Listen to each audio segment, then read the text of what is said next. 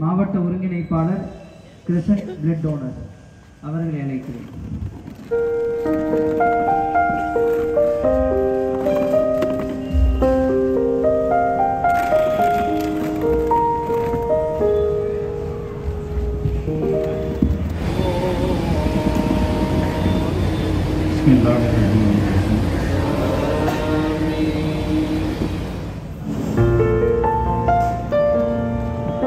சமூகத்தின் தேவையாக நல்லிணக்கத்தை வலியுறுத்தி அனைத்து மக்களுக்குமான அவசர ஊர்தி என்கின்ற ஆம்புலன்ஸ் சேவை அர்ப்பணிப்பு விழாவினுடைய மையப்பகுதிக்கு நாம் வந்திருக்கின்றோம். ஏகவல்லோன் எல்லோருக்கும் பொதுவான இறைவனை வணங்கி ஒரு சில விடயங்களை மட்டும் உங்களோடு பகிர்ந்து கொள்ள ஆசைப்படுகின்றேன். அருமையானவர்களே, இந்த சமூகம் கிஞ்சென்றும் சலசலப்புக்கு ஆட்படாமல் அனைத்து சமூக மக்களோடும் ஒரு நல்ல ஒருங்கிணைப்போடு சகோதரத்துவத்தோடு மனித தர்மத்தை மதிக்கின்ற சமூகமாக இந்த சமூகம் விளங்க வேண்டும். அதற்கான முன்னெடுப்பை ஐக்கிய முஸ்லிம் முன்னேற்ற கழகம் இந்த அதிராம்பட்டினத்தில் விதைத்திருப்பது மகிழ்ச்சிக்குரியது. நிகழ்வில் ஐக்கிய முஸ்லிம் முன்னேற்ற கழகத்தினுடைய தலைவரும் மேலாள் பாராளுமன்ற உறுப்பினரும் முன்னாள் வக்ஃபு வாரிய தலைவருமான கண்ணியத்திற்கும் போற்றுதலுக்கும் உரிய பேராசிரியர் அவர்கள் மேடையில் அமர்ந்திருக்க, மேடையை அலங்கரித்து கண்ணியப்படுத்திக் கொண்டிருக்கும் அனைத்து பேருக்கும் என்னுடைய அஸ்ஸலாமு அலைக்கும் என்கின்ற முகமன் கூறி, இந்த அவசர ஆம்புலன்ஸ் ஊர்தியினுடைய இந்த பகுதியினுடைய தேவை என்ன என்பதை மட்டும் உங்களோடு பகிர்ந்து கொள்ள ஆசைப்படுகின்றேன். கண்ணியத்திற்குரியவர்களே, இரண்டு விடயங்கள் நம்மை நிலைகுலைய செய்தது. ஒன்று, சூறை காற்று ஒன்று சுழற்றி அடித்து கஜா பெருந்துயர் என்கின்ற அந்த துயரில் இந்த தம்பிமார் புடைசூழ ஒரு தனிநபராக இந்த பகுதியில் வலம் வந்த கண்ணியத்திற்கு மரியாதைக்கு உரிய சகோதரர் அகமது ஹாஜா அவர்களினுடைய அளப்பரிய பணி இங்கே நினைவு கூறத்தக்கது. எங்கெல்லாம் பட்டி தொட்டி இருக்கின்றதோ அங்கெல்லாம் சாதி மத பேதம் பார்க்காமல் சகோதரத்துவ வாஞ்சையோடு அடிப்படை தேவைகளை பூர்த்தி செய்வதில் இவர்களுடைய பங்களிப்பு அளப்பரியது என்றால் அது மிகையில்லை. இரண்டாவதாக, நம்மை மிகவும் அச்சத்தோடு இல்லத்திலிருந்து வெளியில் வருவதற்கு ஒரு பயத்தை ஊட்டி மருத்துவ உலகமே வியக்கின்ற வகையில் யாம் என்ன செய்வது என்கின்ற நிலையற்ற நிர்கதியாக நின்ற பொழுது கொரோனா பெருந்தொற்று என்கின்ற அந்த துயர் கொத்து கொத்தாக மனித உயிர்களை பலிகொண்டது. அதையும் நாம் அறிவோம். அந்த தருணத்தில் கணவன் மனைவியினுடைய உடலை, பிள்ளைகள் தந்தையினுடைய உடலை நேரில் சென்று பார்த்து அவர்களுடைய இறுதி மரியாதை செய்வதற்கு கூடிய அஞ்சிய தருணத்தில் இந்த ஐக்கிய முஸ்லிம் முன்னேற்ற கழகத்தினுடைய தம்பிமார் புடைசூழ தஞ்சாவூர் மருத்துவக் கல்லூரியில் இருந்து அந்த பிரேதங்களை பெற்று அவர்கள் நம் பகுதியில் அடக்கம் செய்ததில் முதலாக பட்டுக்கோட்டையில் 4 ஜனாசாக்கள், அதன் பிறகாக அதிராம்பட்டினத்தில் ஒரு கர்ப்பிணி தாய் உட்பட 3 ஜனாசாக்கள் ஒரே நேரத்தில் தக்வாப்பள்ளி மையவாடியை வந்தடைகின்றது. அப்பொழுது தகவல் வந்தவுடன் நானும் அந்த கவச உடையை அணிந்து கொண்டு பிரேதம் அடக்கம் செய்கின்ற அந்த பணிக்கு செல்கின்ற பொழுது அரசு நிறைய விதிமுறைகளை நமக்கு வகுத்திருந்தது. இப்படித்தான் இருக்க வேண்டும், இன்ன இடைவெளி வேண்டும், இன்னென்ன அந்த வகைகளை நீங்கள் பின்பற்றி இருக்க வேண்டும் என்பதாக வந்திருக்கக்கூடிய அரசு அலுவலர்கள் நமக்கு நிறைய விதிமுறைகளை தந்தார்கள். அத்துணை விதிமுறைகளையும் அரசினுடைய எல்லா நிலைகளையும் சரி செய்து மிக வாஞ்சையோடு அந்த இறந்த உடல்களை கண்ணியமான முறையில் அடக்கம் செய்த மாபெரும் பணி இந்த ஐக்கிய முஸ்லிம் முன்னேற்ற கழகத்தை சார்ந்த தோழர்களுக்கும் அதை அன்றைய நிலையில் வழிநடத்திய அருமை சகோதரர் ஹாஜா அவர்களையுமே சாரும். இரண்டு விடயங்களிலும் மனித தர்மம் பாதுகாக்கப்பட்டிருக்கின்றது. ஒரு விடயத்தை மீண்டும் நினைவு கூற நான் கடமைப்பட்டிருக்கின்றேன். ஒருத்தர் இப்போ வந்து வாங்கிட்டு போனார் அந்த அவசர ஊர்தி ஓட்டுநர்களுக்கான நினைவு பரிசு. தஞ்சையிலிருந்து வந்திருக்கக்கூடிய அன்பு சகோதரர் நூர் முகமது, அவருக்கும் நமக்குமான தொடர்பு. எந்த ஜனாசாக்கள் தஞ்சாவூர் மருத்துவக் கல்லூரி மருத்துவமனையில் உடற்கூறாய்வு செய்யப்படுகின்றதோ, அது எந்த சமூகத்தை சார்ந்த ஜனாசாவாக இருந்தாலும் சரி, அவருடைய கால்கள் அந்த அந்த உடற்கூறாய்வு செய்கின்ற இடத்தில் இருக்கும். குறிப்பாக சில ஜனாசாக்கள் மிகவும் விபத்துகள் நேர்ந்து மிகவும் அவ்வாறாக இருக்கின்ற நிலையில் கூட அந்த ஜனாசாக்களை அன்றைய நிலையில் குளிப்பாட்டி கவனித்து நமக்கு தருகின்ற ஒரு வாஞ்சையான செயலை இன்றளவும் செய்து கொண்டிருக்கக்கூடிய அருமை சகோதரர் நூர் முகம்மதும் இதில் பயணிப்பது மகிழ்ச்சியான விடயமாக கருதுகின்றேன். இந்த ஆம்புலன்ஸ் ஊர்தி அதிராம்பட்டினத்திற்கு வருமா வராதா? ஏகப்பட்ட கேள்வி கணைகள் நம் முன்னால் இருந்தது. அகமது ராஜா ஊரில் இல்லை, ஆஸ்திரேலியா சென்று விட்டார், ஆம்புலன்ஸ் வருமா வராதா என்கின்ற வினாக்கள் நிரம்பவே இருந்தது. அதற்காக அவர் பட்ட சிரமங்கள், அதற்காக அவருடைய உளவியல் ரீதியான மனதில் ஏற்பட்ட தாக்கம் அனைத்தையும் அருகிருந்து பார்த்தவர்களில் நானும் ஒருவன். இடையிடையே அவரிடம் நிறைய வினாக்கள் தொடுக்கப்பட்டது. இந்த ஆம்புலன்ஸிற்காக அவர் வசூல் செய்ய செல்கின்ற இடங்களில் எல்லாம் இது வந்துவிடக் கூடாது என்ற நெஞ்சம் கொண்டவர்கள் அந்த வசூலை தடுத்தார்கள். கொடுக்க வேண்டாம், பிரிவினை இருக்கு, இன்னும் வழக்குகள் நிலுவையில் இருக்கு என்றெல்லாம் சொல்லி அந்த வசூலை நிறுத்தியவர்களும் உண்டு. அனைத்தையும் தவிடுபொடியாக்கி மீண்டும் இந்த அவசர ஊர்தி, அதுவும் சிறப்பாக டி தகுதி பெற்ற அனைத்து தர வசதிகளும் கொண்ட ஒரு அவசர ஊர்தியாக இந்த அதிராம்பட்டினம் பேருந்து நிலையத்தில் நிறுத்தப்பட்டிருக்கிறது என்றால் அதற்கு ஒரே காரணம் இந்த ஐக்கிய முஸ்லிம் முன்னேற்ற கழக தொண்டர்களுடைய உழைப்பும் உன்னதமான நோக்கமும் ஒழுக்கமான செயலும் என்பதை தவிர வேற எதுவும் இல்லை. இங்கே இருக்கக்கூடிய அனைவருமே அது எந்த மதத்தை, எந்த இனத்தை, எந்த சமூகத்தை சார்ந்தவர்களாக இருப்பினும் நாம் நம்முடைய பகுதிகளில் ஒருதாய் பிள்ளைகளாக, மாமன் மச்சான்களாகத்தான் நம்மிடையே பழகி கொண்டிருக்கின்றோம். இங்க முன்னாடி பேசுறவங்க எல்லாம் நிரம்ப பேசினாங்க. நம்ம ரத்த தானம் செய்யறப்ப அந்த ரத்தம் யாருடைய உடம்பில் செலுத்தப்படுகிறது? அந்த உடம்பினுடைய ரத்தம் அந்த ஒரு சமூகத்தை, ஒரு குறிப்பிட்ட ஜாதியில், ஒரு குறிப்பிட்ட இனத்தை சார்ந்தவர்களுக்கு மட்டும் செலுத்தப்படுகிறதா என்றால் இல்லை.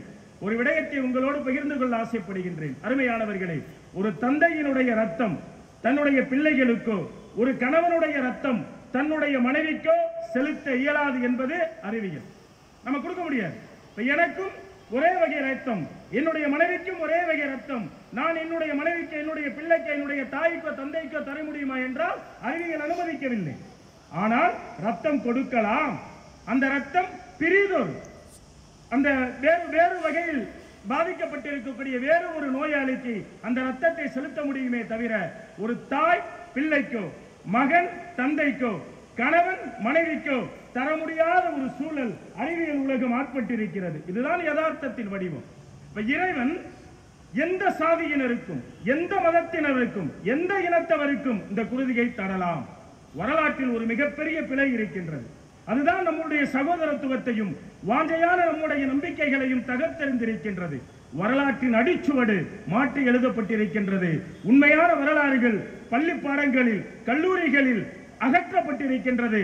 அவை யதார்த்தத்தின் வடிவமாக உண்மையான வரலாற்றை அறியக்கூடியவர்களாக இந்த சமூகத்தை சார்ந்த அனைத்து சமூகத்தை சார்ந்த இளைஞர்களும் தயார்படுத்த வேண்டும். சேமு முகமது அலி என்கின்ற ஒரு அறிஞர் அழகாக இந்தியாவினுடைய வரலாற்றை நமக்கு தொகுத்து தருகின்ற பொழுது, இந்திய வரலாறு என்பது ஒரு குறிப்பிட்ட சமூகத்தினரால் எழுதப்பட்ட வரலாறு அப்படிங்கிறத அடித்து சொல்றார். அது ரொம்ப தெளிவா சொல்றாரு. இந்திய வரலாற்றில் குறிப்பா பள்ளி பாட புத்தகங்களில் நாம் படிக்கின்ற பொழுது மாமன்னர் அவுரங்கசீப் இந்து மத விரோதி அப்படின்னு ஒரு குறிப்பு இருக்கு. அது தவறு அப்படிங்கிறார். இதை சரி செஞ்சுட்டோம் அப்படின்னா இங்க சமூக நல்லிணக்கம் மலர்ந்துடும். என்ன சார், இதற்கும் சமூக நல்லிணக்கத்திற்கும் ஏதாவது பொருள் உண்டா? உண்டு. அவர் சொல்றார், மாமன்னர் அவுரங்கசீப் இந்து மத விரோதி ஒரு குறியீடு. அப்ப பள்ளி பருவத்தில் இந்த மாணவர்களுக்கு கற்பிக்கப்படுது. அப்ப இந்தியாவில் இருக்கக்கூடிய அந்த வரலாற்று ஆசிரியர்கள் அதை தொகுத்து தர்றாங்க. ஆனா ஐரோப்பாவில் நம்மை 300 ஆண்டுகள் அடிமைப்படுத்தி ஆண்டான் அல்லவா? அந்த ஐரோப்பிய நூலகத்தில் இருக்கக்கூடிய உண்மையான வரலாற்றை அந்த அறிஞர்கள் கொண்டு வந்து மேற்கோள் காட்டுகின்றனர். அந்த ஐரோப்பாவில் இருக்கக்கூடிய வரலாறு நமக்கு ரொம்ப தெளிவான ஒரு விடயத்தை பறைசாற்றுகின்றது. மாமன்னர் அவுரங்கசீப் இந்து மத விரோதி என்றால் சோமேஸ்வரநாத் ஆலயம், ஜெகதாம்புரி சிங் ஆலயம், உஜ்ஜயினி மகாகலேஸ்வரர் ஆலயம் உள்ளிட்ட நூற்றுக்கணக்கான ஆலயங்களுக்கு அவுரங்கசீப்பால் எப்படி மானியங்கள் வழங்கி இருக்க முடியும்? இது குறிப்பு. சகோதர சமயத்தை சார்ந்த பிரமத ஆலயங்களுக்கு அவுரங்கசீப் மானியம் கொடுத்தார் அப்படிங்கிறது வரலாற்று சான்று. இந்த வரலாற்று சான்று மறைக்கப்படுகின்றது. அப்ப இந்த குறிப்புகள் அடுத்து இன்னொன்னு சொல்றாரு. திருப்பனந்தாள் சைவ மடத்தை சார்ந்த குமரகுருபரார் தம்முடைய சகலகலா வள்ளிமாலை என்ற தோத்திர நூலை அவுரங்கசீப் அவையில் எவ்வாறு அரங்கேற்றி இருக்க முடியும்? மிகப்பெரிய வரலாறு. இந்த இருக்கு தஞ்சாவூர் பக்கத்துல திருப்பனந்தாள். இங்க இருக்கக்கூடிய குமரகுருபரார் தம்முடைய சகலகலா வள்ளிமாலை என்ற தோத்திர நூலை டெல்லியில போய் அவுரங்கசீப்புடைய அவையில் அரங்கேற்றம் செய்தார். வரலாற்றினுடைய குறிப்பு. பிற சமயத்தவர்களின் வழக்க ஸ்தலங்களை பாதுகாப்பதில் இஸ்லாமியர்கள் உயிரை தியாகம் செய்யவும் தயாராக இருக்க வேண்டும் என்று காசி மாநகர் ஆலயத்திற்கு அளித்த கல்வெட்டில் அவரால் எப்படி குறிப்பிட்டிருக்க முடியும்? இது தேடல், ஆய்வின் வெளிப்பாடு. ரொம்ப தெளிவா சொல்றாரு. காசியில் இருக்கக்கூடிய ஆலயத்தில் இருக்கிற கல்வெட்டு தெளிவா சொல்லுத. பிற சமயத்தவர்களின், அது எந்த சமயம் பார்க்காத, ஒரு இஸ்லாமா, ஹிந்துவா, பௌத்தவனா, கிறிஸ்தவனா அதெல்லாம் பார்க்காத, அது எந்த சமூகத்தை சார்ந்தவர்களுடைய ஆலயமாக இருந்தாலும் அந்த ஆலயங்கள் இடிக்கப்பட்டால், அந்த ஆலயங்களுக்கு சேதம் ஏற்பட்டால் அதை காக்கின்ற பொறுப்பில் இஸ்லாமியர்களும் தயாராக இருக்க வேண்டும் என்று காசி மாநகர் ஆலயத்திற்கு அளித்த கல்வெட்டில் அவரால் எப்படி குறிப்பிட்டிருக்க முடியும்? இதோடெல்லாம் விடல, இன்னும் ஆய்வுகள் நீண்டு போகுது. அப்ப ஐரோப்பாவில் இருக்கக்கூடிய வரலாறு, நம்மை அடிமைப்படுத்திய அந்த ஆங்கிலேயர்கள்ட்ட இருக்கக்கூடிய வரலாறு ரொம்ப தெளிவா ஒரு விடயத்தை சொல்லுது. சகோதரத்துவம் மலர்வதற்கு, மனிதம் மலர்வதற்கு, மதச்சார்பின்மை அப்படின்ற ஒரு கொள்கையை நம்ம பேசிட்டு இருக்கோம் திரும்ப திரும்ப. அப்ப இதையெல்லாம் நம்ம நடைமுறைப்படுத்த வேண்டுமே. ஆனால் வரலாற்றினுடைய செறிவுமிக்க மாணவர்களாக நாம் நம்மை ஆட்படுத்த வேண்டும். இதான் ரெண்டு விஷயம். இந்த வரலாறு முழுமையாக தெரியக்கூடிய, அப்ப இன்னைக்கு தமுமுகவினுடைய வரலாறு ஐக்கியம் நல்ல நிலையில் நம் பகுதிக்கு இந்த ஆம்புலன்ஸ் சேவையை அர்ப்பணிப்பதற்கு இன்று வரிய புரிந்திருக்கக்கூடிய முன்னாள் வக்ஃப் வாரிய சேர்மனும் மற்றும் மேடையில் விட்டிருக்கக்கூடிய அனைத்து பெருந்தகையாளர்களுக்கும் இந்த நிகழ்விற்கு என்னை அழைத்து, குறிப்பா நான் பயணிக்கிறது கிரசன்ட் பிளட் டோனர்ஸ் அப்படின்ற ஒரு ரத்த தான அமைப்பு.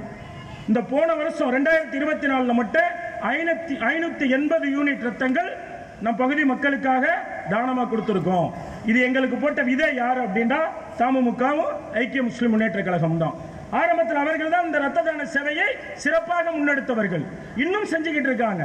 அதிலும் குறிப்பா நம்ம பகுதியில் இப்ப நாங்க ஏதாவது ரத்த தானம் அவசர தேவைகளுக்கு கூப்பிடுறோம், உயிர் காக்கக்கூடிய உன்னத சிகிச்சைகளுக்கு கூப்பிடுறோம் அப்படின்னா ஐக்கிய முஸ்லிம் முன்னேற்ற கழகத்தை சார்ந்த தன்னார்வலர்களும் எங்களுக்கு வந்து அந்த ரத்தத்தை தருகிறார்கள் என்கின்ற பொழுது காழ்ப்புணர்வு மணர்ந்து எந்த கசடும் இல்லாமல் இங்கு இருக்கக்கூடிய மக்கள் பயனடைய வேண்டும் என்பதை மட்டுமே நோக்கமாக கொண்டு செயல்படக்கூடிய ஐக்கிய முஸ்லிம் முன்னேற்ற கழகத்தினுடைய சேவையை மனதார வாழ்த்தி இந்த ஆம்புலன்ஸ் சேவை சிறப்பாக இந்த பகுதியில் வலம் பெற வேண்டும். அதிலும் குறிப்பாக மருத்துவர் இல்லை என்கின்ற நிலையில் இங்கிருந்து தஞ்சாவூருக்கோ திருச்சிக்கோ கொண்டு செல்கின்ற நிலையில் ஒரு அனைத்து வசதிகளுடன் கூடிய, குறிப்பாக வெண்டிலேட்டர் வசதி கொண்ட ஆம்புலன்ஸ் சேவை நம் பகுதியில் இல்லை என்பதை போக்கியிருக்கின்ற ஐக்கிய முஸ்லிம் முன்னேற்ற கழகத்திற்கு மீண்டும் ஒரு முறை மனமார்ந்த அன்பையும் வாழ்த்துக்களையும் பதிவுகளில் வைத்து, கஜா பெருந்துயர் காலத்தில் 108 என்கின்ற அந்த 108 அவசர ஊர்தியினுடைய அந்த பணியாளர்கள் எங்களோடு களத்தில் நின்ற விதம் இன்றும் பாராட்டிற்குரியது. அந்த ஆம்புலன்ஸ் ஓட்டுநர்களையும் அதில் பயணித்த சிவகுமார், அவர் பேராவூரணியை சார்ந்தவர், அவருக்கும் இந்த நேரத்தில் மனமார்ந்த வாழ்த்துக்களை பதிவு செய்து தந்த வாய்ப்பிற்கு நன்றி பாராட்டி இடம் சார்கின்றேன். நன்றி.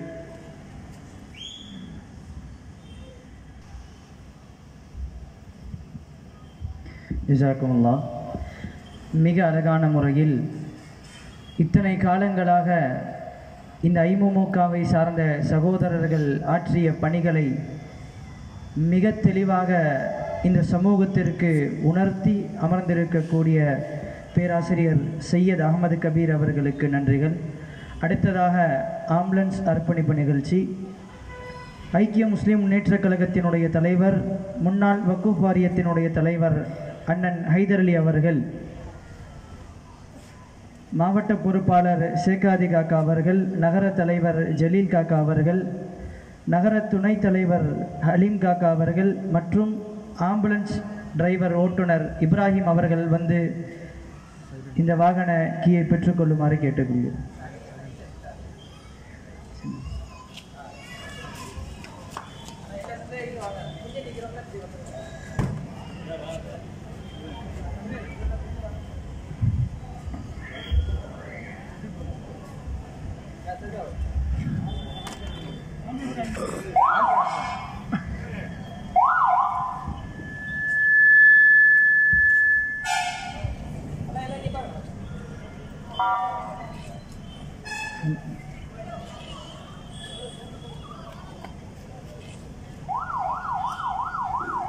அல்லாஹு அக்பர்.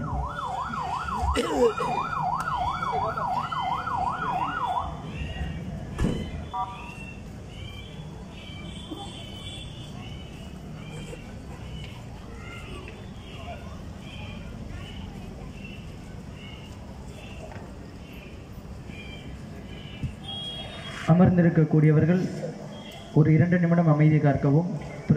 இன்று வெள்ளிக்கிழமை 3ஆம் தேதி ஜனவரி மாதம் 2025 அன்று அதிராம்பட்டினத்தில் தஞ்சை மாவட்டம் அதிராம்பட்டினத்தினுடைய கிளையின் சார்பாக இவ்வளவு காலம் இருந்த அவசர ஊழியர்கள் எல்லாம் விபத்து காலங்களிலே எடுத்துக்கொண்டு செல்கின்ற வகைக்கு மட்டும் இருந்தது. ஆனால் இதை நோயாளிகளும் அவசர காலத்துக்கு பயன்படுத்துகின்ற வகையில் ஏறக்குறைய 20 லட்சம் ரூபாய்க்கு மேல் செலவழித்து இந்த ஆம்புலன்ஸை உருவாக்கியிருக்கிறார்கள். அதை இந்த பகுதி மக்களுக்காக ஐக்கிய முஸ்லீம் கழகத்தின் சார்பாக அர்ப்பணிக்கிறோம்.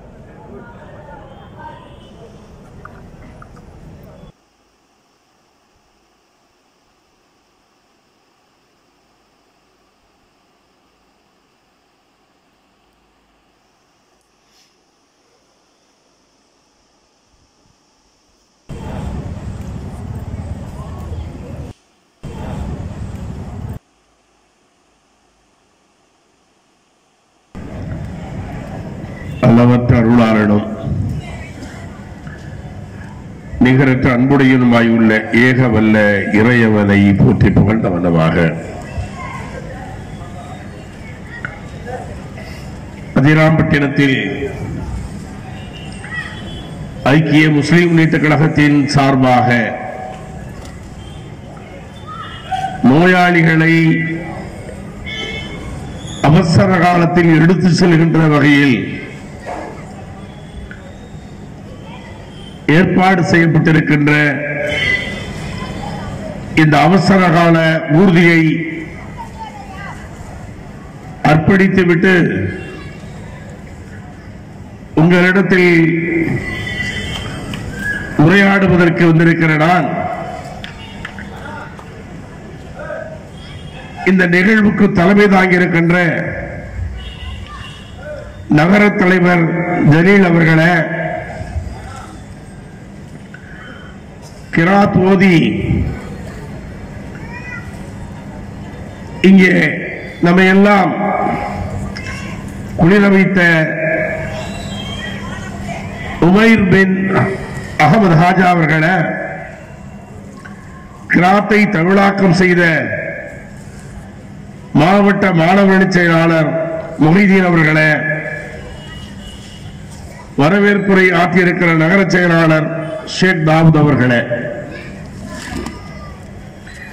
முன்னிலை வைத்துக் கொண்டிருக்கின்ற மாவட்ட தலைவர் ஷேக் மைதீன் அவர்களே, மாவட்ட செயலாளர் ஜபருல்லா அவர்களே, மாநில மருத்துவ அணி துணை செயலாளர் நூர் முகமது அவர்களே, மாவட்ட பொருளாளர் ஆஷிக் அகமது அவர்களே, மாவட்ட துணைத் தலைவர் முகமது தாகா அவர்களே, மாவட்ட துறை செயலாளர் சலீம் அவர்களே, அப்துல் வஹாப் அவர்களே,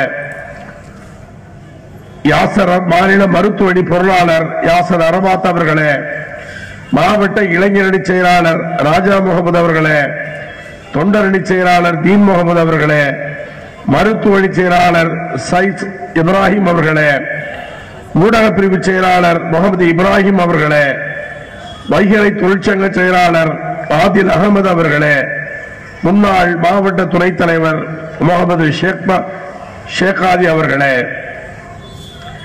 இங்கே எனக்கு முன்னால் உரையாற்றி விட்டு சென்றிருக்கின்ற பேராசிரியர் சையத் அகமது கபீர் அவர்களே, மாநில பொதுச் செயலாளர் ஹாலிதீன் அவர்களே, துணைத் தலைவர் முசாபுதீன் அவர்களே, துணை பொதுச் செயலாளர் பாபு என்ற அப்துல் ரஹீம் அவர்களே, தாங்கள் அப்துல் காதர் அவர்களே, சிறப்பு அழைப்பாளர்களாய் கலந்து கொண்டிருப்பவர்கள், சிறப்பு விருந்தினர்கள், கௌரவ விருந்தினர்கள், நகர பொறுப்பாளர்கள், இங்கே கூடியிருக்கின்ற ஜமாத்தார்கள், பெரியவர்கள், தாய்மார்கள், இளைஞர் பெருங்கூட்டத்தார், உங்கள் அத்தனை பேருக்கும் என் நெஞ்சம் கடிந்த சலாத்தை சமர்ப்பிக்க கடமைப்பட்டிருக்கிறேன். அஸ்ஸலாமு அலைக்கும் வரஹ்மத்துல்லாஹி வபரகாத்துஹு.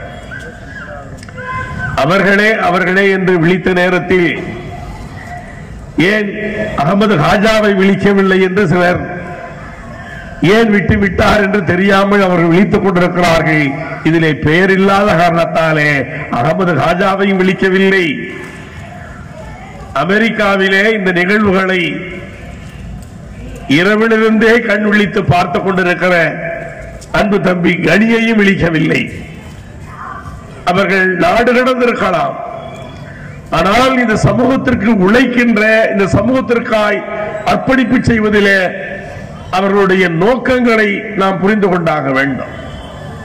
எனக்கு முன்னால் பேசியவர்கள் இந்த அவசரகால உறுதியினுடைய வரலாற்றுகளை சொன்னார்கள். இங்கே அகமது ராஜாவும் நூர் முகமதும் இங்கே இந்த மருத்துவத்திற்காக, மருத்துவ சேவைக்காக அவர்கள் ஆற்றிய பணிகளை பற்றியெல்லாம் இங்கே சொன்னார்கள். இந்த அவசரகால ஊர்தியை வழங்குவார்களா வழங்க மாட்டார்களா என்று கொடுத்தவர்களும் கொடுத்ததை கெடுத்தவர்களும் யோசித்துக் கொண்டிருப்பதையும் சொன்னார்கள். இந்த ஊர்தியை செப்பனிடுவதற்காக கேரளத்திலே கொடுத்துவிட்டு மாதத்திற்கு இருமுறை நகர தலைவர் ஜலீல் காக்கா அவர்கள் கேரளாவுக்கு சென்று வந்து கொண்டிருந்தார். அவர் வீட்டிலே கூட சந்தேகம் ஏற்பட்டு விட்டது. மாசமான அவர் 2 தடவை கேரளாவுக்கு போறாரு, என்ன விஷயம் ஒண்ணுமே புரியலையே அப்படி என்று இல்லத்திலேயே சந்தேகம் வருகிற அளவிற்கு அவர் இந்த ஆம்புலன்ஸ்க்காக போய் வந்த ஒரு சூழல். ஆனால் நம்மை ஏசுபவர்கள், நம்மை பார்த்து பொறாமை கொள்கிறவர்கள், அவர்களுக்கே உரித்தான பாணிகளில அவர்கள் குற்றச்சாட்டுகளை வைத்துக் கொண்டுதான் இருப்பார்கள். எதிரிகள் தெளிவாக இருந்தால் மட்டும்தான் நாம் சரியாக உழைக்க முடியும் என்பதையும் நீங்க ஞாபகத்திலே வைத்துக் கொள்ள வேண்டும். தமிழ்நாட்டிலே முதலாக ஒரு இயக்கம் என்றால் அதனுடைய பணிகள் வேறு என்று இருந்த அந்த சூழலை மாற்றி 2003 முதலில் அவசரகால உறுதியை எனது ஊர் தொண்டியிலே இருந்து அன்றைக்கு ஆரம்பித்ததுதான். இன்றைக்கு இத்தனை ஊர்திகளை தமிழ்நாட்டிலே எத்தனை இயக்கங்கள் ஊர்திகளை வைத்திருந்தாலும், எத்தனை சமூகத்தைச் சேர்ந்தவர்கள் இது போன்ற ஊர்திகளை வைத்திருந்தாலும் முதலிலே அறிமுகப்படுத்தியவர்கள் நாங்கள் என்கிற பெருமை எங்களுக்கு உண்டு. 2008 செப்டம்பர் 15ஆம் தேதிதான் 108 என்கிற ஆம்புலன்ஸை இந்த நாட்டுக்கு அர்ப்பணிக்கிறார்கள். அம்மாவினுடைய பிறந்தாண்டு. ஆனால் 2003 5 வருடத்திற்கு முன்பாகவே இந்த 108 முன்னோடியாக இருந்தது எங்களுடைய ஆம்புலன்ஸ் என்பதை இங்கே நான் சொல்லியாக வேண்டும். 2008 மே மாதம் 3.5 விழுக்காடு திராவிட முன்னேற்ற கழகத்தினுடைய தலைவர் அன்றைய முதலமைச்சர் கலைஞர் அவர்கள் 3.5 விழுக்காடு இடஒதுக்கீடை தந்தமைக்காக ஒரு நன்றி அறிவிப்பு மாநாட்டை நேரு விளையாட்டு அரங்கத்திலே நாங்கள் ஏற்பாடு செய்து நடத்தினோம். அதிலே வரவேற்புரையிலே நான் ஆற்றுகிற நேரத்தில் அந்த நேரத்திலே நம்மிடத்திலே 63 ஆம்புலன்ஸ்கள் இருந்தன. 2003 ஆரம்பித்து 2008 63 ஆம்புலன்ஸ்களை வைத்திருக்கிறோம் என்பதை நான் வரவேற்பு நிலையை சொல்லிவிட்டு அமர்ந்தவுடனே கலைஞரிடத்திலே கேட்டார், இந்த ஆம்புலன்ஸ்களை எல்லாம் நீங்கள் எப்படி அதை செயல்படுத்துகிறீர்கள்? அருகாமையில் இருக்கக்கூடிய மருத்துவமனையிலே கொடுத்து விடுவீர்களா என்று கேட்டார். இல்லை, நாங்களே யார் அதை எந்த பகுதியை வாங்கினார்களோ அந்த பகுதியில் உள்ள கிளைக்கழகத்தின் மூலமாக இந்த ஆம்புலன்ஸை நாங்கள் நிர்வகித்துக் கொண்டிருக்கிறோம் என்று சொன்ன பிறகு அதை செவிமடுத்த கலைஞர் அவர்கள் அவருடைய உரையிலேயே அன்பகம் போன்று செயல்பட்டுக் கொண்டிருக்கிற உங்களை நான் பாராட்டுகிறேன் என்று சொல்லி என்னுடைய சொந்த காசிலே 2 அவசர கால ஊர்தியை நான் உங்களுக்கு தருகிறேன் என்று அங்கே வாக்குறுதி அளித்தார். வாக்குறுதி அளித்துவிட்டு சென்று விட்டார்கள். நாங்கள் போகிற நேரத்திலே சண்முகநாதன் இந்த ஆம்புலன்ஸுக்கு கொட்டேஷன் வாங்கிட்டு வந்து கொடுங்க அப்படின்னு சொல்லிட்டு போயிட்டார். ஓகே, வாங்கிட்டு வந்து தர்றோம் அப்படின்னு சொல்லிட்டு 2-3 நாட்கள் ஆகிவிட்டது. ஒரு 4 நாட்களுக்கு பிறகு சண்முகநாதன் தொலைபேசியிலே இடத்தை தொடர்பு கொள்கிறார்.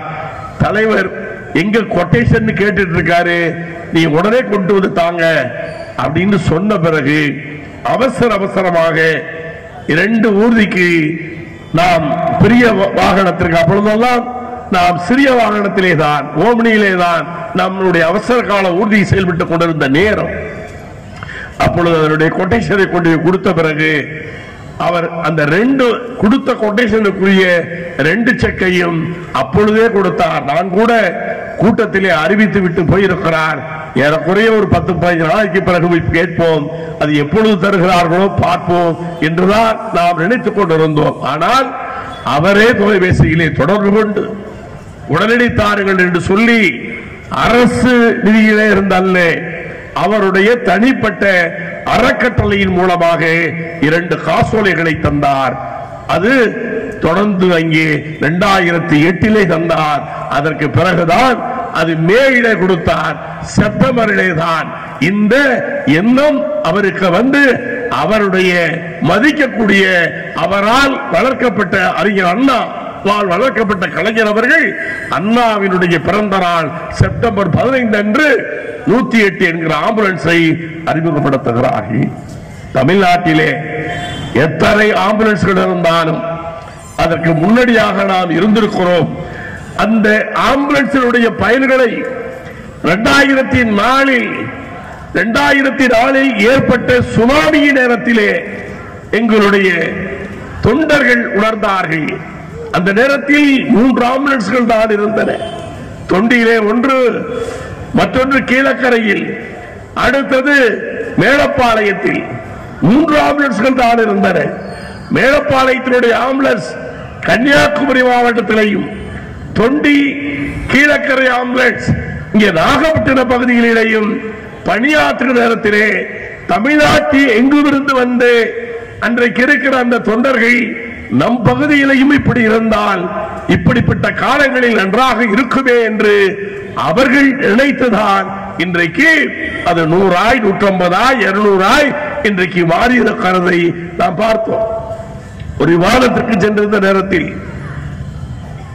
இந்து அமைப்பை சேர்ந்த அர்ஜுன் சம்பத் என்னிடத்திலே சொன்னார், அதே நாங்களும் ஆம்புலன்ஸ் வைத்திருக்கிறோம், அந்த ஆம்புலன்ஸ் கூட உங்களை பார்த்து நீங்கள் வைத்திருப்பதை பார்த்துத்தான் நாங்களும் ஆம்புலன்ஸ் எங்கள் பகுதியிலே நாங்கள் வாங்கி அதை செயல்படுத்திக் கொண்டிருக்கிறோம் என்று சொன்னார். முதல் ஆம்புலன்ஸ் தொண்டியிலே பிப்ரவரி மாதம் 19ஆம் தேதி 2003 அர்ப்பணிக்கிற நேரத்தில் ஏன் அதை அர்ப்பணித்தோம்? ஈசிஆர், அது தொடர் கிழக்கு கடற்கரை சாலை விபத்துக்கள் அதிகம். இந்த நேரத்தில் அந்த விபத்துக்களில் பாதிக்கப்பட்டவர்களை உடனடியாக கொண்டு போய் மருத்துவமனைகளுக்கு சேர்ப்பதற்கு வாகனம் இல்லை. அப்படி வாகன ஓட்டுநரிடத்திலே கேட்டால் எங்க ஊருக்கும் திருவிழானையும் 8 கிலோமீட்டர், அந்த நேரத்திலே 3000 ரூபாயா 2000 ரூபாயா என்று பேரம் பேசுகிற சூழ்நிலை. அதையெல்லாம் பார்த்துவிட்டு நாங்கள் உடனடியாக அந்த 2003 அந்த ஆம்புலன்ஸை அர்ப்பணித்திருக்கிறோம். அதை பார்த்துத்தான் இன்றைக்கு பல சமூக அமைப்புகள், பல இயக்கங்கள், பல சமூக கட்சிகள் இன்றைக்கு தமிழ்நாட்டிலே இது போன்ற ஆம்புலன்ஸ்களை இன்றைக்கு வழங்கிக் கொண்டிருக்கிறார்கள். அது 2004 சுனாமியாக இருக்கட்டும், அதற்கு பிறகு வந்து இயற்கை சீரழிவுகளாக இருக்கட்டும், கஜாவாக இருக்கட்டும், இந்த நேரங்களிலே எல்லாம் இந்த முஸ்லிம்கள் களத்திலே நின்று அவர்கள் என்ன செய்தார் என்பதை நாடறியும். சொன்னார் அவுரங்கசீப்பை பற்றி அவர்கள் எழுதி வைத்திருக்கிறார். ஆனால் அவுரங்கசீப்பை திட்டுகிறவர்கள் கூட, அவுரங்கசீப்பை பற்றி தப்பாக எழுதியிருக்கிறவர்கள் கூட ஒன்றை அவர்கள் கோடிட்டு காட்டுகிறார்கள். அவர் அவருடைய உழைப்பில் தொப்பி தைத்தோம், குர்ஆன் பிரதிகளை கையிலே எழுதியோ அதில் சம்பாதிக்கிற பணத்தில் தான் அவர் வாழ்க்கை நடத்தினார் என்று அவர்களாலேயே மறுக்க முடியாமல் எழுதி வைத்திருக்கிறார்கள். ஆனால் இந்த சமுதாயம் என்ன செய்கிறது? எழுதி வைத்திருப்பதை பார்த்து நம்முடைய குழந்தைகளும் படித்து அவர்களும் அந்த எண்ணத்திலே இருக்கின்ற அளவிற்குத்தான் நாம் இருக்கிறோம். வரலாற்றை ஆய்வு செய்திருக்கிறோமா? இப்பொழுதுதான் அதற்குடைய எண்ணங்கள் வந்திருக்கிறது. நாங்கள் ஆய்வு செய்த பிறகு அதை அரசாங்கத்துக்கு எடுத்து போய் நீங்கள் பாடத்திட்டத்தில் இருக்கிற பாடங்களை மாற்ற வேண்டும், அதை மாற்றி அமைக்க வேண்டும். நீங்கள் முஸ்லிம்களை கொச்சைப்படுத்தி இருக்கிறீர்கள், அதை திருத்தம் செய்ய வேண்டும் என்று சொல்லுகிற அளவிற்கு நாம் இன்றைக்கு நம்முடைய கோள்களை ஓங்கி ஒழிக்கின்ற அளவிற்கு வந்தாக வேண்டும். சட்டமன்றங்கள் என்று சொல்லுகிற நேரத்திலே தவறுதலாக பாராளுமன்ற உறுப்பினர் என்றார். 2 முறை பாராளுமன்ற தேர்தலில் நின்றவனை தவிர நான் பாராளுமன்ற உறுப்பினரும் அல்ல, நான் பேராசிரியரும் அல்ல, நான் சாமானியன் என்பதையும் நான் இந்த நேரத்திலே சுட்டிக்காட்ட ஆசைப்படுகிறேன். அன்பு சகோதரர்களே, இன்றைக்கு நாம் வளர்ந்திருக்கிறோம். கிறிஸ்தவர்கள் எவ்வாறெல்லாம் பாதிக்கப்பட்டிருக்கிறோம். இந்த ஆட்சிக்கு வந்த பிறகு கிறிஸ்தவருடைய பாதிப்பு என்பது எந்த அளவிற்கு இருக்கிறது என்று அவர்கள் பட்டியல் போட்டு தந்திருக்கிறார்கள். ஆனால் கேட்பதற்கு இங்கே ஆட்கள் இல்லை, அதை செயல்படுத்துவதற்கு ஆட்கள் இல்லை. இன்றைக்கு மருத்துவமனைகள் சொன்னார்களே, தமிழ்நாடுதான் இந்தியாவிலேயே மாற்று சிகிச்சையிலே முதலிடத்தில் இருக்கிறது என்று சொல்லுகிறார்கள்.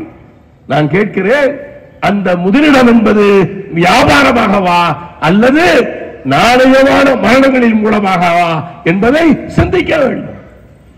இன்றைக்கு எல்லா சிகிச்சைகளுக்காகவும் பணக்காரர்களுக்காக இளைஞர்களையும் ஏழைகளையும் கொள்ளுகிற ஒரு சூழலை வந்திருக்கிறது.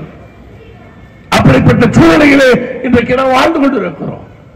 இந்தியாவிலேயே தமிழ்நாடுதான் மாற்றுறுப்பு தானம் செய்கிறவர்களே முதலிடம் என்று பெருமைப்படுகிறார்கள். நான் கேட்கிறேன், இந்த மாற்றுறுப்புகள் கிடைக்கிறது அரசு மருத்துவமனைகளிலே, அதை பொறுத்துகிறது தனியார் மருத்துவமனைகளிலே. அப்படி என்றால் அது என்ன நடக்கிறது? இங்கே அரசு மருத்துவமனையில் இருக்கக்கூடிய அந்த மாற்றுறுப்புக்கு ஏன் அரசு மருத்துவமனையிலே இருக்கிறவர்களுக்கு பொருத்துவதில்லை. இன்றைக்கு சொல்லுகிறார்கள் தன்னிகர் பெற்றது இந்தியாவினுடைய மருத்துவ தலைமையாக சென்னை இருக்கிறது, தமிழ்நாடு இருக்கிறது. வெட்கமாக இல்லை. சாந்தி மருத்துவமனையிலே புற்றுநோய் மருத்துவமனையில் புற்றுநோயினுடைய மருத்துவர்கள் ஒரு அறுவை சிகிச்சை செய்ய வேண்டும் என்றால் பேராசிரியருக்கு தெரியும் 5 பேர் தேவை. ஒரு அறுவை சிகிச்சைக்கு 5 பேர் தேவை. ஆனால் புற்றுநோய்க்காக இருக்கக்கூடிய மருத்துவர்கள் 2 பேர் தான். இங்கே சென்னையில் இருக்கிற ஸ்டான்லி மருத்துவமனையிலே டிசம்பர் மாதத்திலே மட்டும் 4 பேருக்கு புற்றுநோய் அறுவை சிகிச்சை செய்து 4 பேர் மரணித்திருக்கிறார்கள். அப்படி என்றால் ஏழைகளுக்கான மருத்துவர்கள் இல்லையா? இது பணக்காரர்களுக்காக மருத்துவமனையா? நாம் கூட பார்த்தோம், சுனாமி கொரோனா நேரத்தில் 20 லட்சம் ரூபாய், 18 லட்சம் ரூபாய், 15 லட்சம் ரூபாய் என்று தனியார் மருத்துவமனைகளிலே வாங்கினார்கள். அந்த நேரத்திலே நானும் கொரோனாவிலே பாதிக்கப்பட்டவன். என்னை கேட்டார்கள், தனியார் மருத்துவமனைக்கு கொண்டு போவோம். இல்லை, வேண்டாம், அரசு மருத்துவமனைக்கு தான் போக வேண்டும் என்று ஓமந்தூரார் மருத்துவமனைக்கு போயிருந்தேன். சிறந்த முறையிலே சிகிச்சை தந்தார்கள், மிகச்சிறந்த முறையிலே சிகிச்சை தந்தார்கள். இங்கே இருக்கக்கூடிய அன்பிற்குரிய துணைத் தலைவர் முஜாஹிதீன் அவர்கள் கூட எனக்கு முன்னாலே அவர் போய் இங்கே அட்மிஷன் ஆகியிருந்தார். அவருக்கு துணையா மனைவி இருந்தாங்க. நான் கூட கேட்டேன், என்னங்க கொரோனாவில் வந்திருக்கீங்க, உங்களுக்கு துணையா கேட்க மாட்டேங்கிறாங்க, நான் என்னங்க செய்வேன் அப்படின்னு சொல்லிட்டு 2 பேர் இருந்தாங்க. அதே கொரோனாவில் நான் பாதிக்கப்பட்ட நேரத்தில் என் கூட எந்த விதமான உபகரணம் இல்லாமல் என்னுடைய இளைய மகன் என் கூடவே இருந்தான். கொஞ்சம் வந்தால் அதை மிகுதிப்படுத்தி சொல்லுகிறார்கள். ஆனால் இன்றைக்கு மருத்துவங்கள் வியாபாரமாக்கப்பட்டுக் கொண்டிருக்கிறது. மருத்துவமனைகளிலே சிறந்த சேவைகள் இல்லை. 2 நாட்களுக்கு முன்னாலே ஸ்டாலின் மருத்துவமனையிலே இறந்து விட்டார். உடற்கூறு ஆய்வுகளுக்கு முடித்த பிறகு அதை சரியாக பேக்கிங் செய்து கொடுப்பார்கள். அப்படி கொடுக்கிற நேரத்திலே ஒரு முஸ்லிமினுடைய நம்முடைய ஐக்கிய முஸ்லிம் கழகத்தினுடைய மாநில மருத்துவ சேவை அணியினுடைய பொருளாளரும் வடசென்னை மாவட்டத்தினுடைய செயலாளரும் போய் அதை பெற்று வருகிறார்கள். ஆனால் இன்னொரு இந்து சகோதரருக்கு அவருக்கு செய்துவிட்டவருடைய தாயிடத்தில் பணம் கேட்கிறார். அந்த அம்மா 500 ரூபாய் கொடுக்கிறார்கள். அதை தூக்கி எறிந்துவிட்டு 500 ரூபாய்க்கெல்லாம் செய்து தர மாட்டோம், 2000 கொடு அல்லது ஒரு 1500 கொடு என்று சொன்னவுடனே அந்த பெண் கதறி கொண்டு ஓடி வருகிறாள். இது நம்முடைய மருத்துவ சேவையினுடைய மாநில பொருளாளர் யாசிர் பார்த்து உள்ளே சென்று, ஏன் இப்படி செய்கிறீர்கள் என்றால், உங்களுக்கு தந்து விட்டோம் அல்லவா, ஏன் மற்றவர்களுக்கு நீங்கள் பிரச்சனை பண்ணுகிறீர்கள் என்று கேட்டால், எல்லோருக்கும் பிரச்சனை பண்ணுவோம், முதலிலே கொடு, அப்படி இல்லை என்றால் இந்த ஜனாசாவை வைத்துக்கொள், எப்படி வாங்கிக் கொள்கிறோம் என்று பார்த்துக் கொள்கிறோம் என்று சொன்ன உடனே ஓடோடி தருகிறார்கள். அவர் யார்? புதியதாக மஸ்தான் என்கிறவர் வந்திருக்கிறார், முஸ்லிம் தான். அதுக்காக விட்டுவிட முடியுமா? நான் பேரை ஏன் சொல்லுகிறேன் என்றால், என்னுடைய சொற்பொழிவுகளை குறியிடுவார்கள், எழுதுவார்கள், காணொலியாக எடுப்பார்கள். பேர் தெரிந்தால் தான் அவர்கள் மீது நடவடிக்கை எடுக்க வேண்டும். யாராக இருந்தால் நமக்கு கவலை இல்லை. நேர்மையாக நீதியாக நடக்கிறவர்களுக்கு மத்தியிலே, தன் உயிரையும் படைய வைத்து ஓடுகிறவர்களுக்கு மத்தியிலே இன்றைக்கு இப்படிப்பட்ட காவலாளிகளும் இருக்கிறார்கள் என்பதால் அவருடைய பெயர்களையும் பதிவு செய்கிறோம். அங்கே பலமுறை முறையிடுகிறோம். அரசு எந்திரம் எப்படி இருக்கிறது? அங்கே முறையிட்டாலும் அவர்களை கண்டுகொள்வதில்லை. ஏனென்றால் இது அவருக்கு மட்டுமல்ல, எல்லோருக்கும் பங்கு வைத்துக் கொடுக்கிறார்கள். அரசு மருத்துவமனைகளிலே குழந்தை பிறந்தால், ஆண் குழந்தையாக இருந்தால் இவ்வளவு, பெண் குழந்தையாக இருந்தால் இவ்வளவு. அது இன்றும் ஓடிக்கொண்டுதான் இருக்கிறது. ஆண் குழந்தைக்கு பெண் குழந்தைக்கு பெற்றவர்களுக்கு அது எந்த குழந்தை என்று தெரியாமல் அவர்கள் தவித்துக் கொண்டிருக்கிற நேரத்தில் 5000 தருகிறாயா, 3000 தருகிறாயா என்று கேட்பதற்கு அங்கே இருக்கிற அந்த நர்சுகள் எப்படி அவர்களுக்கு வர வருகிறது? அதை அரசும் பார்த்துக் கொண்டிருக்கிறது. இதையெல்லாம் கண்டுகொள்வதில்லை. ஊழல் என்பது மனித நடக்கிறது. இவைகளை எல்லாம் யாரும் கண்டுகொள்வதில்லை என்கிற நிலையில் இருக்கிறார்கள். அதான் அப்துல் காதர் சொல்லியது போல, சென்னைக்கு சென்ற பிறகு ஸ்டாலின் மருத்துவமனையை எவ்வாறு முற்றுகையிடுகிற ஒரு நாளை தீர்மானிக்க வேண்டியிருக்கிறது. அங்கே மருத்துவமனைக்கு சென்றால் அந்த மருத்துவமனையுடைய நோயாளிகளை நீங்க அங்கே செக்ஷன்ல விட்டு கொண்டு போனா அந்த ரோடு சீராக இல்லை. நான் ஒரு முறை என்னுடைய உறவினரை பார்க்க போயிருந்தேன். என் கூட தீனம் வந்தார்.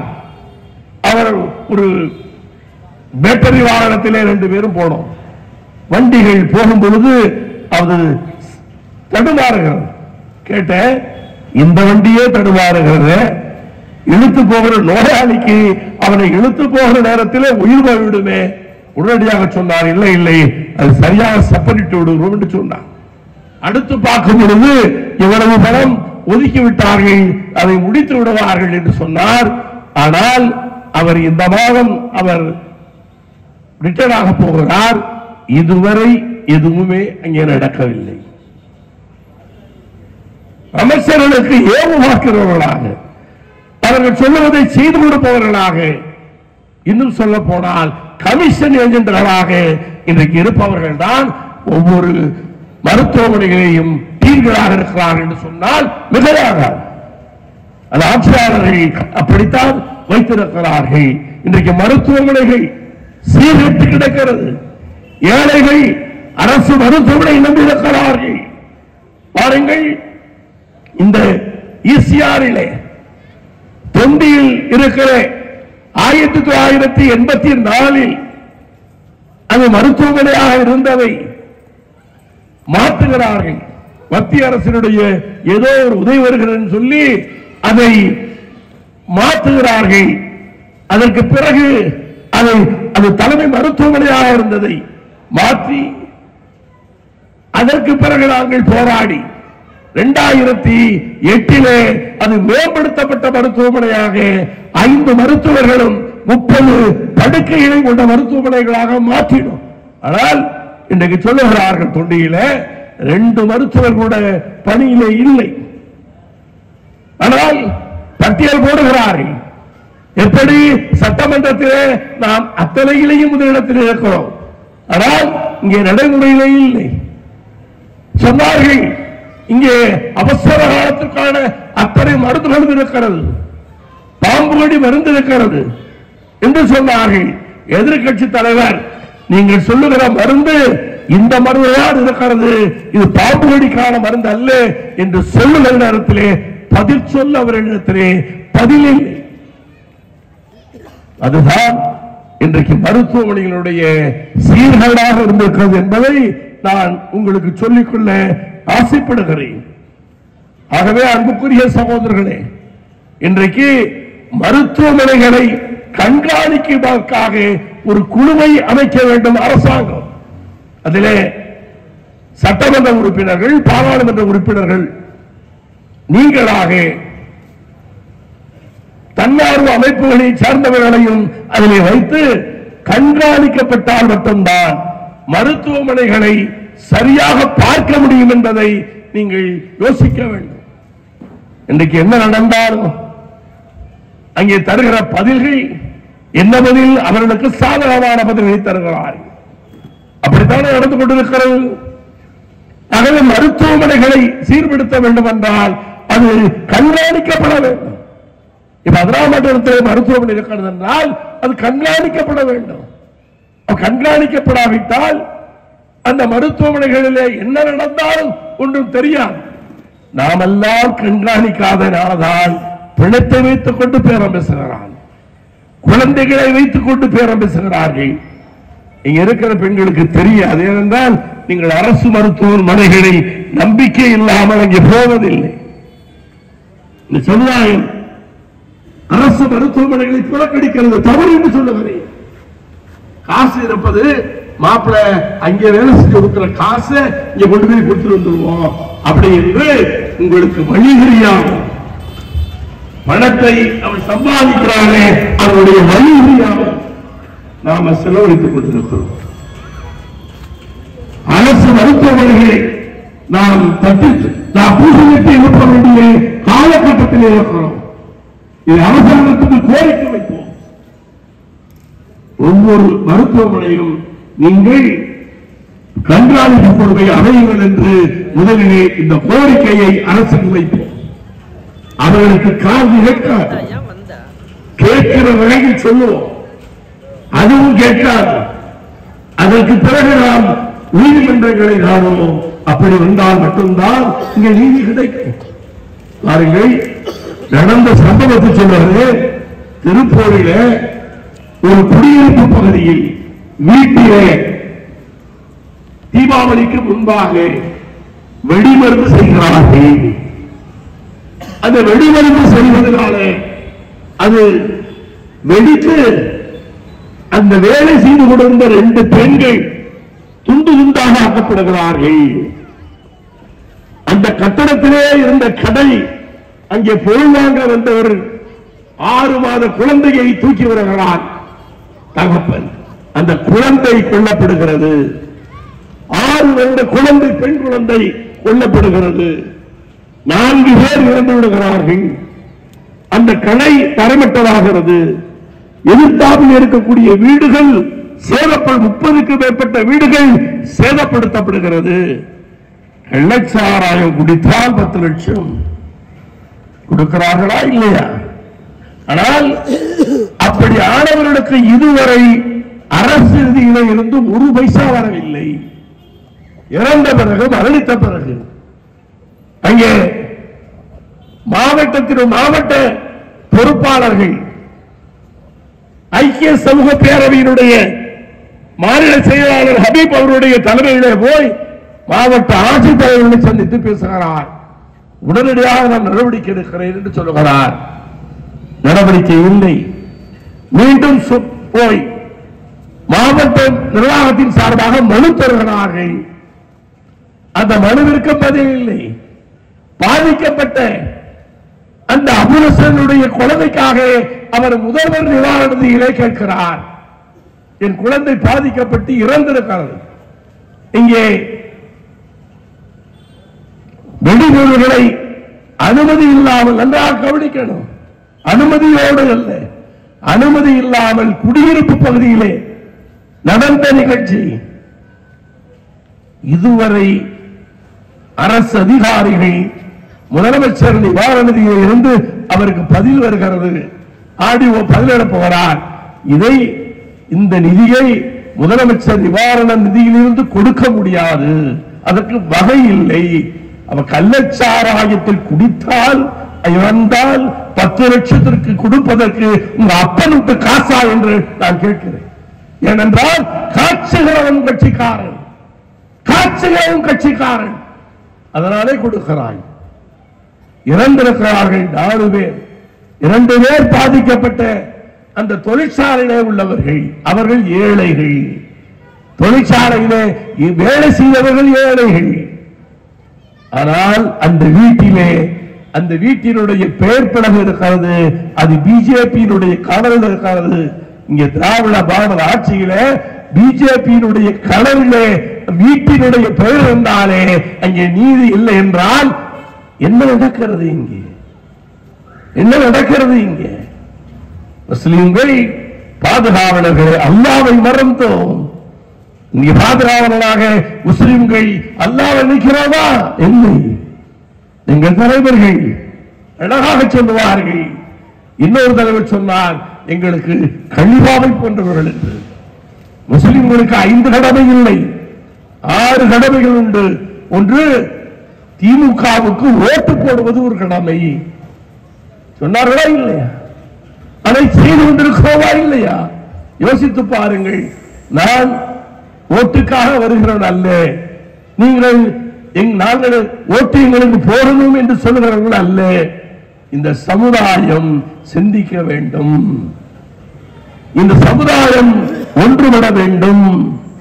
இந்த சமுதாயம் ஒன்றுபட வேண்டும் என்றால் எல்லா கட்சிகளுமாய் ஒன்றுபட வேண்டுமா என்றால் இல்லை. அப்படி ஒன்றுபட்டால் பிளந்துவிடும். நீங்களாக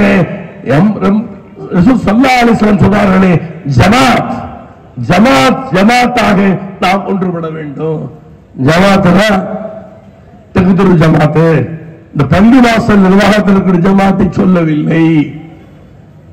அங்கெல்லாம் என்ன நடக்குதுங்கிறது எனக்கு தெரியும், அனுபவம். வாரியத்திலே பொறுப்பில் இருந்தவர். அதனால ஜமாத்துகள் ஏதோ 2 ஜமாத்து ஒழுங்கா இருக்கும்.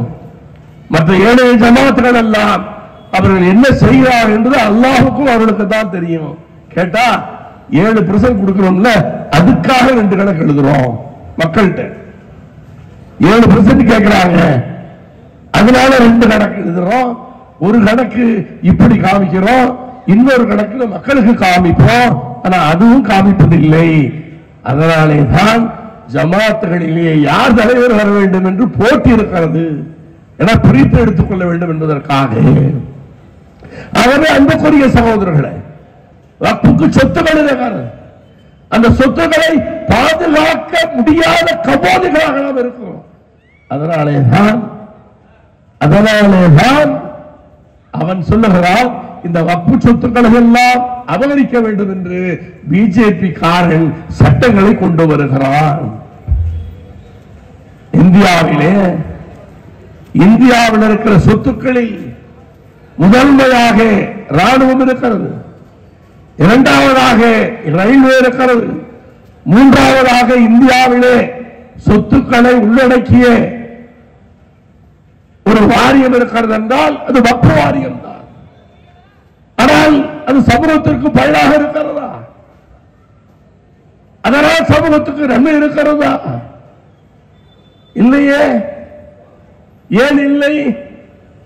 நம்மால் நியமிக்கப்படுகிறவர்கள் நாணயம் உள்ளவர்களாக இல்லை. ஏதோ ஒரு சில பள்ளிகளிலே மட்டும் சொந்த காசை செலவழித்து பாதுகாப்பவர்களும் இருக்கிறார்கள் என்பதை நான் ஒத்துக்கொள்ளுகிறேன். அதற்காக போராடுகிறார்கள் என்பதை ஒத்துக்கொள்ளுகிறேன். ஆனால் பல பள்ளிகளிலே அப்படிப்பட்ட நிலை இல்லை என்பதையும் ஒத்துக்கொண்டாக வேண்டும். ஆகவே அன்பு சகோதரர்களே, நம்மை நாம் பாதுகாத்துக் கொள்ள வேண்டும். நம்மை நாம் நம்முடைய விஷயங்களிலே இருந்து விடுபட்டு நம்மிடத்திலே ஒற்றுமையை ஏற்படுத்த வேண்டும். நீங்கள் இருக்கிற எல்லா தலைவர்களையும் நான் உள்பட புறக்கணியுங்கள். ஒரு ஜமாத்தை ஏற்படுத்துங்கள். அந்த ஜமாத் என்பது இந்த ஊரில், தஞ்சாவூரில் மாவட்ட ஜமாத், வட்டார ஜமாத், பகுதி ஜமாத் என்று ஜமாத்துகளை ஏற்படுத்துங்கள். இந்த ஜமாத்துகளை ஏற்படுத்தி நீங்கள் சொல்வதுதான் இங்கே நடக்க வேண்டும் என்கிற நிலைக்கு வந்தால் ஆட்சித் தலைவர்கள் பயப்படுவார்கள், மாவட்ட கண்காணிப்பாளர்கள் பயப்படுகிறார்கள். இன்றைக்கு என்ன நடக்கிறது? நாம் ஒரு கோரிக்கையை வைத்தால் நம்ம யார் எதிர்க்கிறார்கள் என்று அந்த இயக்கத்தை கூட்டி அவரிடத்தை சொன்னால் நம்மால் தலையாட்டிட்டு படிர் வைத்தார், நீங்க சொன்ன மாதிரியே செஞ்சிடறேன் அப்படின்ட்டு போகிறார்கள். இதை இயக்கங்களால் கோடாரி கம்புகளாக மாறுவதை நாம் பார்க்கிறோம். ஆகவே சொல்லுகிறேன், எல்லாவற்றையும் தூக்கி எறியுங்கள். சேவை செய்வதற்காக மட்டும் இயக்கங்கள் போதும். அந்த இயக்கங்களினால் இந்த சமூகத்திற்கு எந்த லாபம் என்று பார்ப்போம். அதிலே லாபம் இல்லை, அவர்களுக்குரிய லாபத்தை மட்டும் பார்க்கிறார்கள். சட்டமன்றத்திற்கு போக வேண்டும், நாடாளுமன்றத்திற்கு போக வேண்டும், உண்மைதான். அங்கே போய் எங்களுக்காய் என்ன பெற்றுத் தருவீர்கள்? போகிற நேரத்தில் உங்களுடைய வரவு செலவுகள், உங்களுடைய பொருளாதார நிலை எதுவாக இருந்தது, இப்பொழுது எதுவாக இருக்கிறது? ஆனால் இந்த மக்களுக்கு என்ன செய்திருக்கிறீர்கள்? சட்டமன்ற உறுப்பினர் என்கிற புலகாகிதம் அடைகிறீர்களா? இந்த மக்களுக்கு அதனாலே என்ன பயன்? அதைத்தான் மக்கள் கேட்க வேண்டும். நீங்கள் விழிப்போடு இருந்தால் மட்டும்தான் சமூகத்தை காக்க வேண்டும். அதற்காக நான் இங்கே சொல்வதெல்லாம் இளைஞர்களை கூப்பிடுகிறேன். இளைஞர்களே, புறப்படுங்கள். மாற்றத்துக்குரியவர்கள் நீங்கள் மட்டும்தான். எங்களை போன்ற முதியவர்களுடைய ஆலோசனை மட்டும் பெறுங்கள். தலைமை வாங்குவதற்கு இளைஞர்களை புறப்படுங்கள், புரட்டி காட்டுவோம் சமூகத்தை என்று கூறி விடைபெறுகிறேன். நன்றி.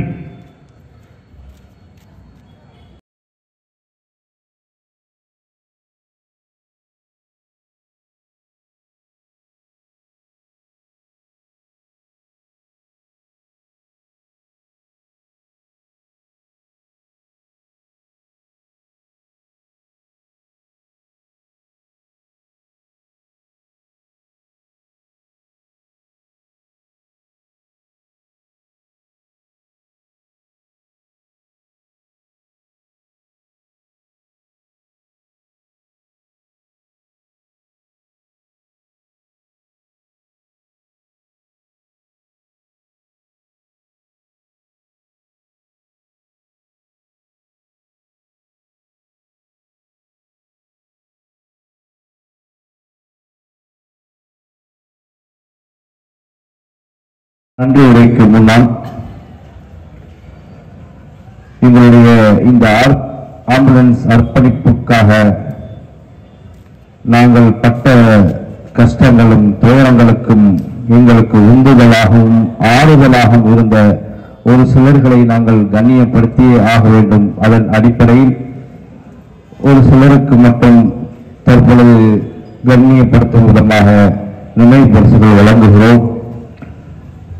முதலாவதாக எம்ஓ சையது முகமது புகாரி காக்கா அவர்கள், சையது காக்கா, ஆதம் சையது காக்கா இருந்தாவரவும். அடுத்ததாக ஹானஸ்ட் லயன்ஸ் கிளப் தலைவர் அகமது கபீர் அவர்கள் இருந்தால் அவர்களை அழைக்கின்றேன்.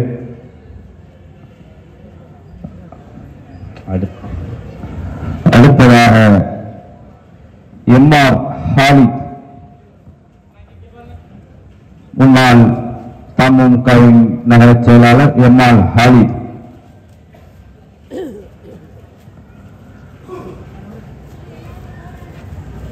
அடுத்ததாக அதிரை லயன்ஸ் கிளப்பின் தலைவர் சாகுல் ஹமீத்.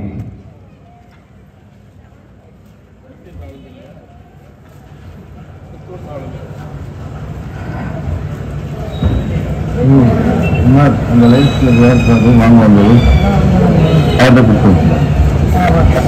சாகுல் ஹமீத் அவர்களுக்காக அவர் உறவினர் பெற்றுக் கொள்கிறார்கள். அடுத்ததாக எல்எம்ஐ அப்பாஸ் எல்எம்ஐ அப்பாஸ் அவர்களுக்காக அந்த நகர தலைவர் பெற்றுள்ளனர். அடுத்ததாக எங்களுக்கு எல்லா வகையிலும் ஆலோசனை வழங்கிய பேராசிரியர் அஹ்மத் கபீர் சார் அவர்களுக்கு.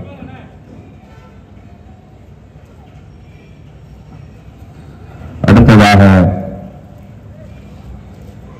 எங்களுக்கு ஆம்புலன்ஸ் வாங்குவதாக திட்டமிட்டு அதிலிருந்து இன்று வரை அர்ப்பணிப்பு நிகழ்ச்சி வரை அனைத்து விதமான உதவிகளையும் செய்து ஆறுதலாக இருந்த சூப்பர் ஸ்டுடியோ உரிமையாளர் முன்னாள் லயன்ஸ் கிளப் செயலாளர் அப்துல் ரஹ்மான் அவர்கள்.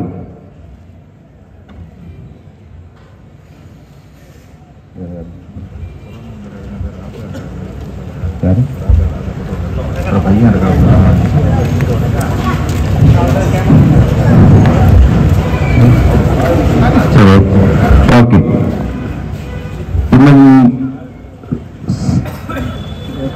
நிறைய பேருக்கு கொடுக்க வேண்டி இருக்கிறது. இன்ஷா அல்லாஹ் அவர்களை நேரத்தின் அருமை கருதி பெண்கள் நீண்ட நேரம் காத்திருப்பதால் இந்த நிகழ்வை முடிவுக்கு கொண்டு வருவோம் இன்ஷா அல்லாஹ். மற்றும் எங்களுக்கு ஆறுதலாக இருந்த அத்தனை சகோதரர்களையும் நாங்கள் நேரடியாக சென்று அவர்களுக்கு நன்றி கூறி அவர்களை கண்ணியப்படுத்துவோம் என்று கூறிக்கொண்டு நன்றி உரை கூறுவதற்காக அருமை சகோதரர் ராசித் அவர்களை அழைக்கின்றேன். அடுத்ததாக ஐக்கிய முஸ்லிம் முன்னேற்ற கழகத்தின் தலைவர் ஹைவலி சாஹிப் அவர்களுக்கு எஸ்டிபி கட்சியின் நகர நிர்வாகிகள் பொன்னாடை போர்த்த வருகின்றார்கள். நன்றி ஹாலித்.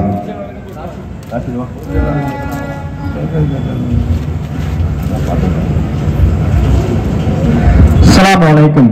தஞ்சாவூர் மாவட்டம் அதிராபட்டினம் ஐக்கிய முஸ்லிம் முன்னேற்ற கழகத்தின் சார்பில் அனைத்து சமுதாய மக்களுக்கான நவீன வசதிகளுடன் கூடிய ஆம்புலன்ஸ் அர்ப்பணிப்பு விழாவிற்கு வருகை தந்த ஐக்கிய முஸ்லிம் முன்னேற்ற கழகத்தின் மாநில தலைவருமான முன்னாள் வக்ஃப் வாரிய தலைவருமான சே ஹைதர் அலி அவர்களுக்கும் பொதுச் செயலாளர் ஹாலிதீன் அவர்களுக்கும் மாநில துணைத் தலைவர் முசாஹிதீன் அவர்களுக்கும் மாநில துணை பொதுச் செயலாளர் பாபு என்கிற அப்துல் ரஹீம் அவர்களுக்கும் தலைமை கழக பேச்சாளர் தாங்கள் அப்துல் காதர் அவர்களுக்கும் காவல்துறை கண்காணிப்பாளர் பட்டுக்கோட்டை சரக டிஎஸ்பி திரு எம் ரவிச்சந்திரன் அவர்களுக்கும் மாவட்ட ஒருங்கிணைப்பாளர் crescent blood donors K Syed Ahmed Kabir அவர்களுக்கும் சிறப்பு அழைப்பாளர் சிறப்பு விருந்தினர் கௌரவ விருந்தினர்கள் நகர பொறுப்பாளர் அவர்களுக்கும் பொதுமக்கள் மற்றும் காவல்துறை அனைவருக்கும் ஐக்கிய முஸ்லிம் முன்னேற்ற கழகத்தின் நகரத்தின் சார்பாக நன்றியினை தெரிவித்துக் கொள்கிறோம். நன்றி. அஸ்ஸலாமு அலைக்கும்.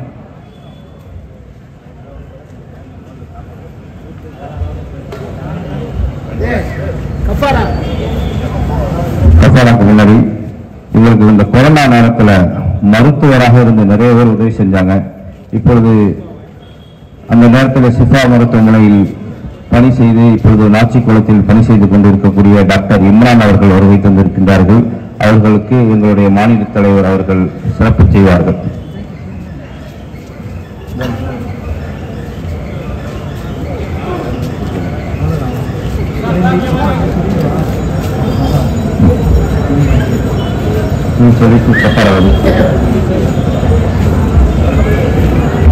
இறுதியாக அதிராம்பட்டினம் ரயில் நிலையத்தில் முன்பதிவு மையம் வேண்டி மக்களின் பல நாள் கோரிக்கையை பூர்த்தி செய்யும் விதமாக திமுகவினர் நாளைய தினம் டிக்கெட் முன்பதிவு மையம் துவங்க உள்ளார்கள். அதனை திறந்து வைப்பதற்காக சிறப்பு விருந்தினராக ச முரசொலி அவர்கள் வருகை தர இருக்கிறார்கள். MP ச முரசொலி அவர்கள் வருகை தர இருக்கிறார்கள். இந்த பணிக்கு திமுகவினர்களுக்கு ஐமமுகவினர்கள் சார்பாக நெஞ்சார்ந்த நன்றிகளை தெரிவித்துக் கொள்கிறோம். சுப்ஹானக அல்லாஹும்ம வ பிஹம்திக அஷ்ஹது அன் லா இலாஹ இல்லா அன்த அஸ்தக்ஃபிருக வ அத்தூபு இலைக். முதலில் பெண்கள் கலந்து சென்ற பிறகு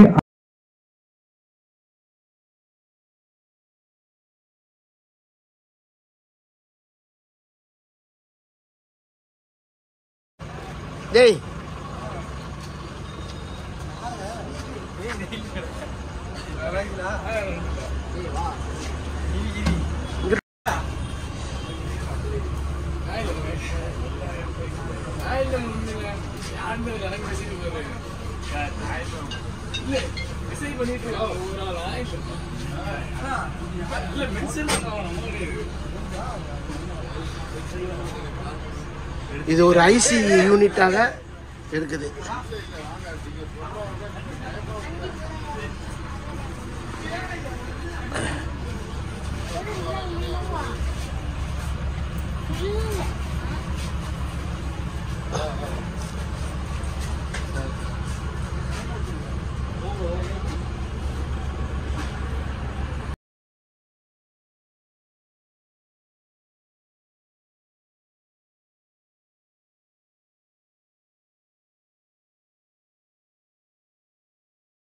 Subscribe to Creativity channel, do like, share, comment and click the notification bell so that you will be notified every time we post a new